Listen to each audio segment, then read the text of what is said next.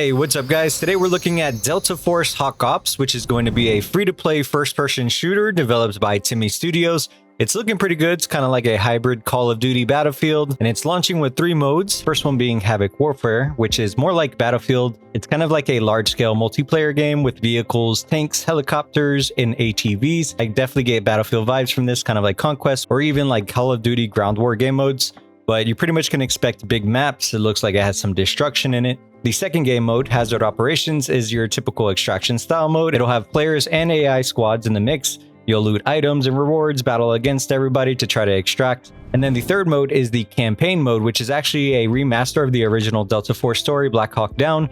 This is probably going to be most familiar for those players who played the original Delta game, or where the 2 new modes look a little bit more modern or based off more recent FPS games. But the game is slated to be free to play, and it'll launch on PC, Xbox, and PlayStation. It'll be cross-play. And the good thing about free to play is that it'll have a bigger audience most likely, and is more accessible to people without having to pay, an excessive amount of money for the barrier to entry.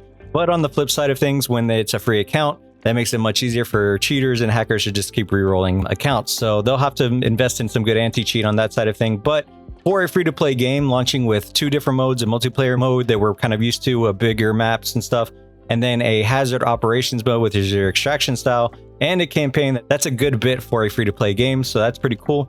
The graphics aren't the highest quality available, but they still look really good. There'll be ray tracing and things like DLSS available. At the end of the day, I always prefer gameplay over graphics, and I think many people kind of fall in line with that. But like I said, the game still looks pretty solid anyway. So the game is being advertised as a tactical shooter, but you really never know the actual pacing of the game until players kind of get in and start running around. The trailers look pretty good and the gameplay trailers look good, but you'll notice a lot of times the enemies are kind of standing still or just running to them. So I don't know, it's kind of hard to tell just from the trailers itself, but I'm sure we'll be getting some more gameplay in the future. Right now, they've been doing some closed beta testing. They've been testing in China towards the end of last year, and they're doing kind of like a more global closed test right now. You can actually pre-register on the website, so if you want to keep up to date if they have any like open beta tests coming. There is some things we should note though. It is affiliated with Tencent, so Timmy Studios was in charge of Call of Duty Mobile port. Let's call it what it is. Tencent doesn't really have the greatest reputation when it comes to monetization, but that's just where we're at with this game. And there have been some clips kind of on YouTube where they're comparing the reload animations of Delta Force to Call of Duty, and they are actually really similar. So I don't know if that's legal or how all that works, but they're really close, like almost identical. And at the same time, I know there's really not a lot of different ways you can reload a gun, but all the nuances of like flipping the ammo and stuff like that, we may find out more information about that. When it comes to making your kit, you'll still be able to like make your loadouts and attachments and guns, but you'll actually be playing as operators. This is an operator-based game, so each operator will have its own abilities or like special gadgets, which we'll check out here in a second. And then those are under like classes. So each one will have like a unique role to fill with their own thing. So let's check that out right now. So looking at the first operator, Dire Wolf, he is under the assault category, and assault operators have faster aiming and movement speed than other classes. They can use the AT4 and Havoc Warfare mode. His tactical gear is motorized exoskeleton, which basically lets him like run really fast, has increased movement speed and rate of fire increased temporarily. And then when you knock enemies, he recovers HP and stamina while extending the overload duration. So it's kind of like an amped up mode. His gadget is Triple Blaster. So it's like a hand grenade launcher. And then you can actually use these for like anti-tank grenades to attach to vehicles. His gadget is your Smoke Grenade, and his trait is Tactical Slide. So you'll be able to have enhanced agility that allows the use of tactical sliding. Next up, we have Shepard, who's under the engineer category, and engineers can use wielding guns to cut through wired fences, repair vehicles, and construct defenses. Again, a lot of these seem more useful towards like the bigger Battlefield-inspired type maps, but I'm sure they might have their uses in the extraction mode as well. They can also use the AT4 and Stinger and Havoc Warfare mode. Shepard's tactical gear is Sonic Paralysis, which launches a sonic UAV that paralyzes enemy limbs, reducing their rate of fire and movement speed. So pretty much like an incapacitate in some degree. You can also control the UAV to fly forward and paralyze the area ahead, and then hold the button to have the UAV defend the current area and hit enemies with sonic paralysis 4 times. Seems like you can control this to move forward and do different things in the area, and you can destroy any like enemy sonic devices, disabling enemy sonar surveillance with the area. So nice utility there. His gadget is Sonic Trap. It deploys a sonic trap that adheres to hard surfaces, and when triggered, it generates a subsonic wave that penetrates the enemy vest and slows them down. His gadget is a frag grenade, so your typical frag grenade for AoE damage, and his trait is Buffer Defense, which can kind of reduce damage from incoming explosion shocks. Luna is under the recon operators and have access to the radio to recon the map.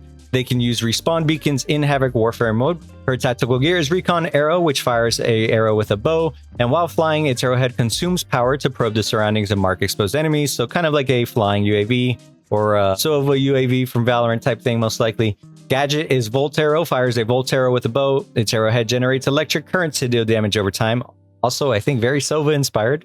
The gadget is Frag Grenade, and her trait is called Hunter's Mark, so whenever you do damage to an enemy, it marks them for a short duration. Next up, we have Bee Colony, which is under the support operator, and support operators can rescue allies faster than other classes, and they can use ammo crates in Havoc Warfare mode. Bee's tactical gear is called Therapeutic Pistol, which takes up a pistol that can lock onto targets, and it can heal multiple allied operators at the same time. While healing, debuffs are also suppressed, and you can hold the button to heal yourself.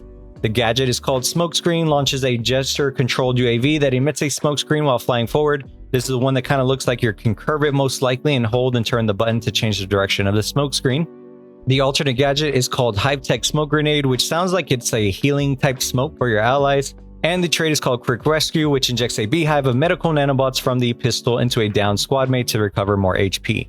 It also looks like they'll have more operators coming soon, so it seems like each operator is automatically placed into a subclass, whether it's Assault, Recon, Engineer, or Medic. And then from there, you'll be able to modify your loadout. So we have a few different weapons listed on the website. We have the RCX Spear Battle Rifle, and then showing a few different attachments like an optic, an angled grip, practical suppressor, and more. We also have the M4A1, which we all know from many games. And then we have the PKM light machine gun, the AS Val assault rifle, and the K15 submachine gun. So I'm assuming there's probably going to be more guns than this, unless there's a specific gun that comes out with each operator. I'm not really sure how that would work yet. Maybe we'll find out more information about that, but I would imagine there'd be more weapons available. As far as vehicles on the website, there's the assault helicopter, the ATV, we have an LAV for infantry, and then an LAV anti-air, as well as just an all-around assault vehicle armored that can drive around. And taking a quick look at the modes again, we have Hazard Operations, which is the extraction style. You'll form a 3-person squad consisting of operators, and you'll try to capture and decode the high-value supply. Successfully decoding it offers a chance to obtain rare items, and then after that, you'll need to make sure you secure your evacuation, reach the extraction point with your squad, and secure all supplies. The bigger multiplayer mode is called Havoc Warfare. There'll be vehicle warfare such as ships, battle tanks, Black Hawk Heavy, helicopters, armored vehicles, ATVs, and then it's more of an immersive experience with all-out land, sea, and air combat. And last, you have the campaign mode for Black Hawk Down. There is a pre-register button on the website, so make sure you check that out if just in case you're trying to stay up to date with maybe any incoming tests that might be available. And if we get any more news or gameplay footage from this, I'll make sure to cover that as well. Kind of like a Battlefield Call of Duty mix. I'm interested, but I really just want to get my hands on it first before I really decide on that type of thing. So that does it for this video, guys. If you enjoyed it or you want to keep up to date with the game or other FPS games, please consider subscribing, drop a like, let me know in the comment what you think about this game, what you like, maybe what you don't like already. But thank you guys so much for watching. I wish you all the best, and I'll see you in the next one, guys.